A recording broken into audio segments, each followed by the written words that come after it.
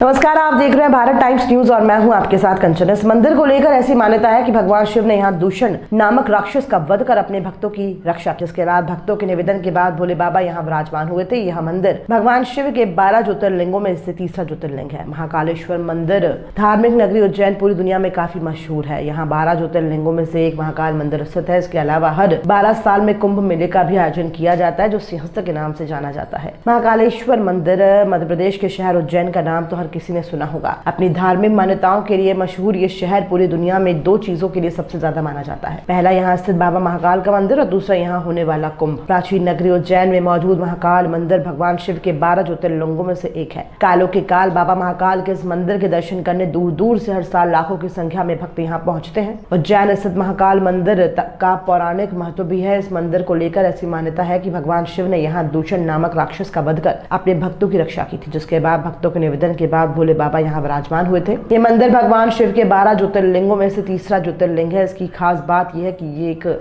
मात्र ऐसा ज्योतिर्लिंग है जो दक्षिण मुखी है। यही वजह है कि तंत्र साधना के लिहाज से इसे काफी अहम माना जाता है, क्योंकि तंत्र साधना के लिए दक्षिण मुखी होना जरूरी है। इस मंदिर को लेकर एक मान्यता ये भी है कि यहाँ भगवान शिव स्वयं प्रकट हुए थे। साथ ही पुराणों में भी ऐसा कहा जा गया है कि उज्जैन की स्थापना खुद ब्रह्मा जी ने की थी। ये भी मान्यता है कि महाकाल के दर्शन मात्र से ही मोक्ष की प्राप्ति हो जाती है। संवत कैलेंडर काल गणना के अलावा उज्जैन शहर अपने राजा विक्रमादित्य की वजह से भी काफी जाना जाता है। दरअसल प्राचीन काल में इस नगरी में राज करने वाले राजा विक्रमादित्य ने हिंदुओं के लिए एक ऐतिहासिक कैलेंडर विक्रम संवत निर्माण कराया था, जो वर्तमान में एक प्रचलित हिंदू पंचांग है। इसी पंचांग के आधार पर भारत के उत्तरी, पश्चिमी और मध्य भाग में व्रत त्योहार मनाए जाते हैं। इतना ही नहीं, संवत को नेपाल में भी मान्यता मिली हुई है। विक्रम संवत से पहले देश में युधिष्ठिर संवत, कलयुग संवत और सप्तश्री संवत भी प्रचलित रह चुके हैं। महाकाल की भस्म आरती भगवान शिव ने दूषण को चेतावनी दी, लेकिन वो नहीं माना। क्रोधित शिव यहाँ महाकाल के रूप में प्रकट हुए और अपनी क्रोध से दूषण को भस्म कर दिया। माना जाता है कि बाबा भोलेनाथ ने यहाँ दूषण के भस्म से अपना श्रृंगार किया था, इसलिए आज भी यहाँ महादेव का श्रृंगार भस्म से किया जाता है। आज हम बाबा महाकाल को लेकर चर्चा करेंगे कि देश विदेश से यहाँ पर श्रद्धालु आते हैं, दर्शन करने के लिए आते हैं। आखिर क्या है बाबा महाकाल, और हम इस बात को लेकर चर्चा करेंगे। महाकाल प्रबंधन समिति के सदस्य जो कि प्रदीप गुरु जी हैं, हमें पूरी जानकारी बताएंगे कि आखिर बाबा महाकाल क्या है और यहाँ पर श्रद्धालु दर्शन करने के लिए आते हैं तो किस प्रकार से उनकी मनोकामनाएं पूर्ण होती हैं। तो गुरुजी बताइए कि किस प्रकार से बाबा महाकाल का महत्व है और हजारों की तादाद में श्रद्धालु यहाँ दर्शन करने आते हैं। तो आप बाबा महाकाल के बारे में कुछ जानकारी दीजिए। आकाशे ताड़कालिंगम पाताले हटकेश्वर मृत्युलोके महाकालम लिंगम त्रय नमोस्तुते।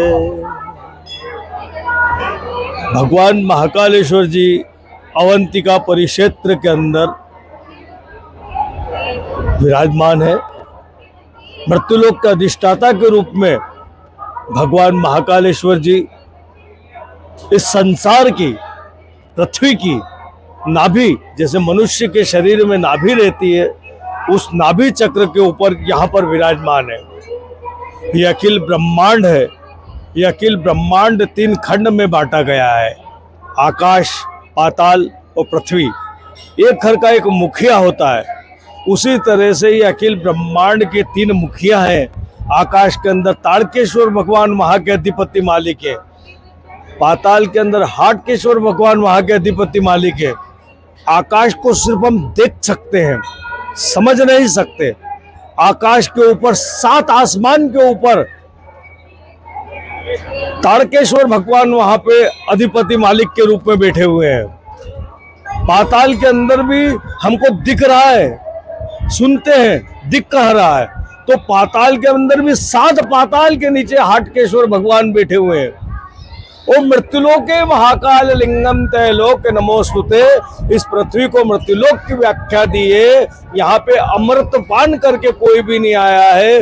जीव हो, जंतु हो, पशु हो, पक्षी हो, स्त्री हो, पुरुष हो, प्रकृति हो, प्रवृत्ति हो, सबको यहाँ पे नष्ट होना है। तो यहाँ पे सबसे बड़ी महत्वता काल की हो गई है। अमृत पान करके कोई भी नहीं आया है, तो काल का जब जिसका काल का समय आएगा वो यहाँ से चले जाएगा। तो भगवान महाकालेश्वर जी इस अवंतिका परिक्षेत्र के अंदर अपनी समस्त शक्तियों के साथ यहाँ पे अवंतिका परिक्षेत्र के अंदर नाभि चक्र के ऊपर विराजमान है। हमारे 33 कोटि देवी देवता बोलते हैं कि हमारे 33 कोटि देवता सनातन धर्म की संस्कृति का अनुसरण और पालन करते हैं। तो वो सभी सनातन धर्म के जितने भी देवी देवता हैं वो इस बाबा महाकाल के यहाँ अपनी समस्त शक्तियों को एक लिंग रूप के अंदर विराजमान कर दिया। और भगवान महाकालेश्वर जी के यहाँ जैसे अपन किसी के यहाँ कोई चीज रख देते हैं कि नहीं, उसी प्रकार से अपनी समस्त रूप स्वरूप श्रृंगार सब भगवान महाकाल के यहाँ एक लिंग रूप में प्रतिष्ठित करके बाबा महाकाल के चरणों में अर्पित कर दिया। और फिर भगवान से आज्ञा करी कि हे भगवान देवता महाकालेश्वर जी, आप इस पृथ्वी के अधिष्ठाता हैं, बताइए हम इस पृथ्वी के लोक के अंदर किस जगह किस स्थान पे अपने इन सब भावों से उत्पन्न होए और उत्पत्ति होए हमारी। तो वो सब चीजें बाबा महाकाल की महाकृपा से इस संसार के अंदर युगों युगांतर से शक्तियां पूजी जाती है, भजी जाती है। गुरु जी बताइए कि यहाँ पर भस्म आरती का बहुत महत्वपूर्ण महत्व है, और भस्म आरती आखिर होती क्यों है और क्या महत्व है इस भस्म आरती का? बड़े अच्छी बात पूछी आपने महोदय।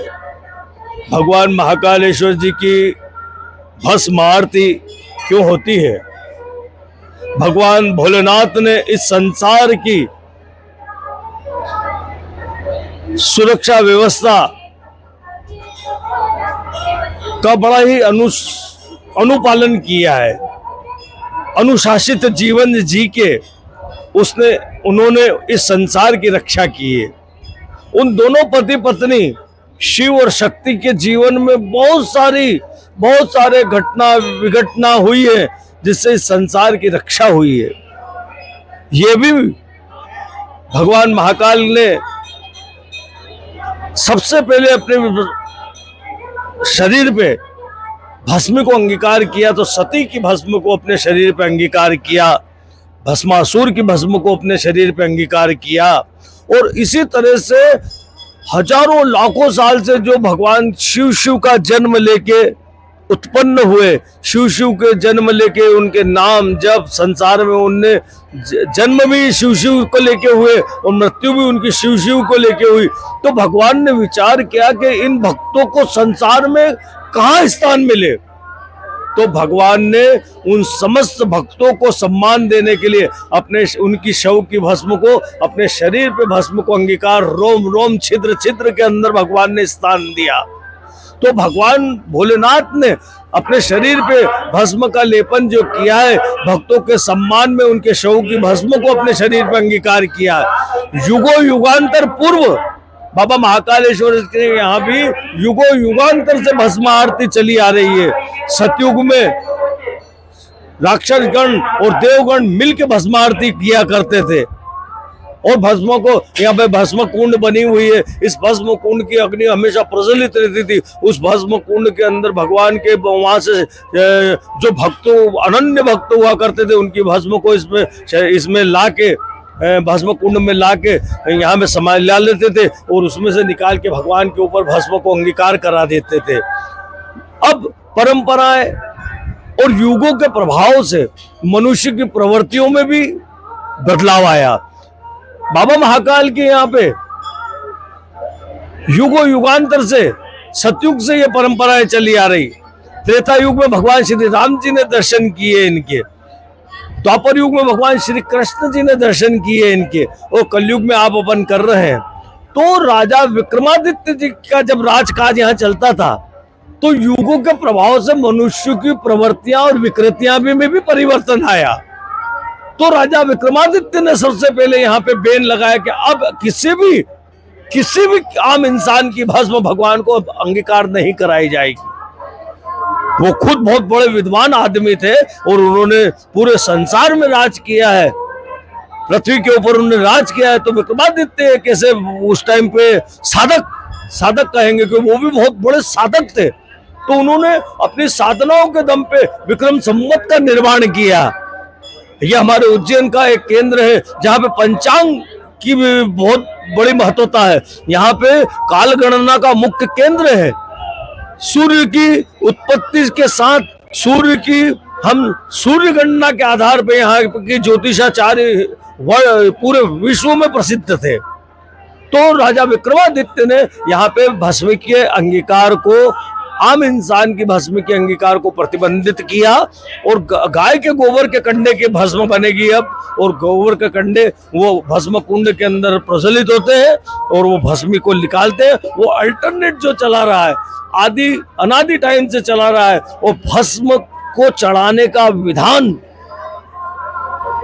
किसी चिता की भस्म को नहीं, चिता भस्म ले पा, भगवान के 5 अघोर मंत्र के द्वारा वो भस्म को जब चढ़ाते हैं तो वो अघोर मंत्र बोल के उनको जब भस्म को अंगीकार कराते हैं तो समस्त भक्तों के कण इस हवाओं के अंदर, इन वायु के अंदर विलीन है, वो सब उसके अंदर समाहित होकर चढ़ जाते हैं।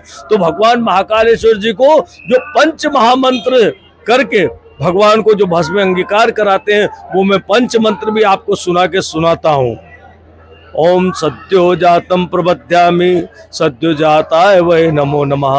भवे भवे नाति भवे, भवस्वमान भवोद्भवाय नमः।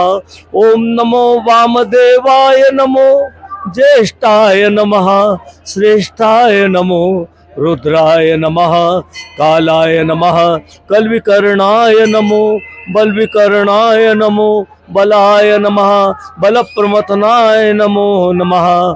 सर्वोर्म घोरेभ्यो तघोरेभ्यो घोर घोरतरेभ्यः सर्वेभ्यो सर्व सर्वेभ्यो नमस्ते अस्तु रुद्र रूपेभ्यः। ओम तत्पुरुषाय विद्महे महादेवाय धीमहि तन्नो रुद्र प्रचोदयात्। ओम ईशानां सर्वविद्यानां ईश्वर सर्वभूतानां ब्रह्माधिपतिर ब्रह्मणोधिपतिर ब्रह्मा शिवो में अस्तु सदा शिवोम। ये 5 अघोर मंत्र भगवान को, जब अघोर मंत्र की क्रिया चालू होती है तो भगवान के अंदर, संसार के अंदर जितने भी कण है वो सब इस भस्म के 5 मंत्र के द्वारा जब भगवान को अंगीकार कराई जाती है तो वो इसके अंदर समाहित हो जाते हैं और भगवान की सत्ता में विलीन हो जाते हैं। हम बात करेंगे गुरुजी कि 12 ज्योतिर्लिंग में सर्वश्रेष्ठ ज्योतिर्लिंग महाकाल को माना गया है, और खास बात यह है कि दक्षिण मुखी है, तो आखिर इसका दर्शन करने के दक्षिण मुखी के क्या लाभ हैं, हमारे दर्शकों को ये भी बताइए आप। भगवान महाकालेश्वर जी के इस महास्थान अवंतिकापुरी परिक्षेत्र के अंदर भगवान महाकालेश्वर जी यहाँ पे राजा के रूप में विराजमान है।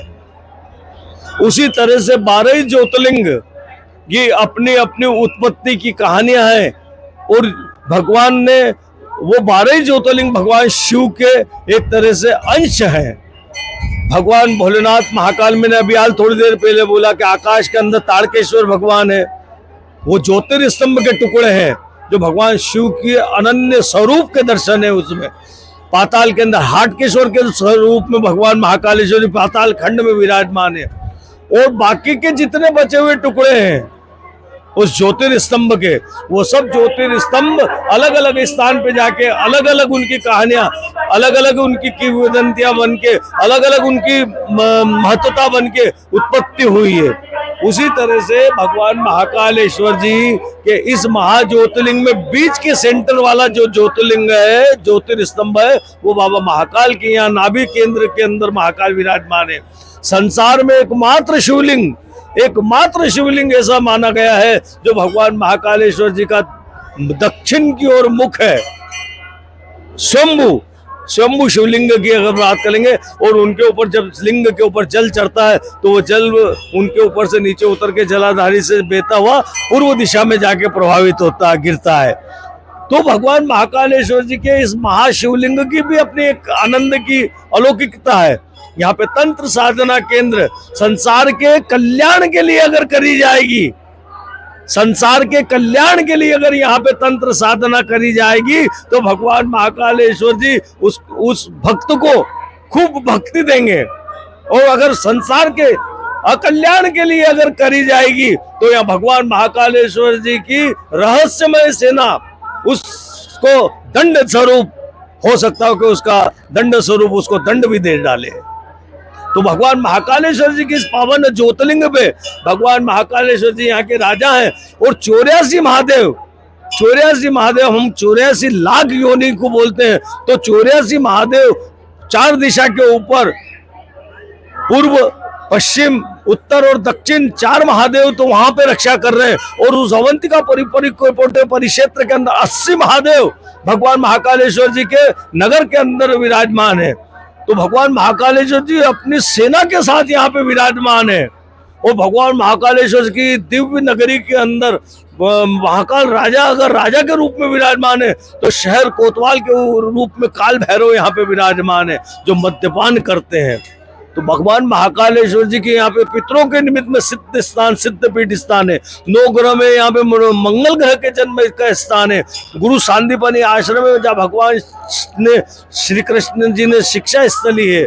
राजा विक्रमादित्य की आराध्य देवी हरसद्दी माता है यहाँ पे। कालिदास की आराध्य देवी गणकालिका माता है यहाँ पे। राजा भर्तृहरि ने यहाँ पे तपस्या करी। ये तो संत महंत महात्मा और बड़े बड़े भक्त और बड़े बड़े आनंददायक लोगों के नई भक्ति की नगरी है ये तो काल गणना का मुख्य केंद्र है। यहाँ के ज्योतिषी यहाँ पे विक्रमादित्य के दरबार में 9 रत्न रहते थे। वो भगवान की इस यहाँ की दुनिया से दूर दूर से उनका न्याय कराने यहाँ राजा विक्रमादित्य के आते थे। वो न्यायप्रिय राजा कहलाए। तो ये तो बाबा महाकाल का आनंद है। और बाबा महाकाल दिनों दिन लोग दर्शनार्थी यहाँ पे आ रहे हैं। श्रद्धालु भगवान महाकालेश्वर की देश विदेश से लाखों लोग यहाँ पे भगवान महाकालेश्वर जी के दर्शन पूजन करने आने से हमारी एक आरती होती है, भस्म आरती। उस भस्म आरती के अंदर एक छंद गाते हैं हम शुरू में, अहो जय मंगल मूर्ति, अहो शिव मंगल मूर्ति, दर्शन मात्र मान, स्मरण मात्र मान, कामना पूर्ति, अहो जय देव जय देव। तो भगवान महाकालेश्वर जी के दर्शन मात्र करने से, स्मरण मात्र करने से ही कामनाओं की पूर्ति हो जाती है। भगवान महाकालेश्वर जी के अवंतिका परिक्षेत्र के अंदर जब कोई यात्री श्रद्धालु एकदम कदम रखता है इस परिक्षेत्र के अंदर, तो ही उसके मनोभाव की स्थितियां चेंज हो जाती है, उसकी आत्मा संतुष्ट हो जाती है और वो यहाँ से कृतार्थ होके जाता है। और भगवान महाकालेश्वर जी उसके समस्त कार्य सिद्ध करते हैं। आज हमने बाबा महाकाल को लेकर चर्चा की है। आखिर बाबा महाकाल क्या है और यहाँ पर दक्षिण मुखी का क्या महत्व है और भस्म आरती का क्या महत्व है, काफ़ी विस्तृत जानकारी हमें यहाँ पर महाकाल प्रबंध समिति के सदस्य जो कि महाकाल के पुजारी भी हैं प्रदीप पुजारी जी ने काफ़ी विस्तृत जानकारी हमारे दर्शकों को समझाई है। कैमरा पर्सन कार्तिक परमार के साथ में जगदीश परमार की रिपोर्ट, उज्जैन।